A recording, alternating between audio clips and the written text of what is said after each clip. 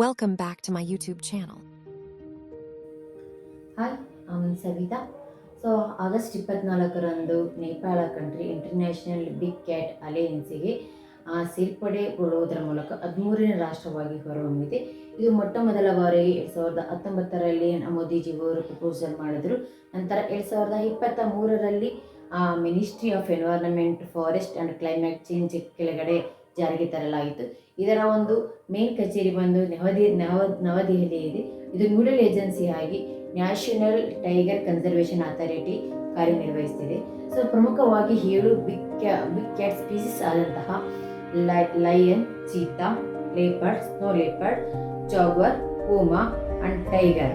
So ಈ 7 ಸ್ಪೀಸೀಸ್ನ ಸಂತತಿಯನ್ನು ಉಳಿಸಿಕೊಳ್ಳುವುದರ ಮೂಲಕ ಅದರ ಸಂರಕ್ಷಣೆ ಮಾಡುವ ಹೊಣೆಗಾರಿಕೆಯನ್ನು ಈ ಇಂಟರ್ನ್ಯಾಷನಲ್ ಬಿಗ್ ಕ್ಯಾಟ್ ಅಲಯನ್ಸ್ ವಹಿಸಿಕೊಂಡಿದೆ.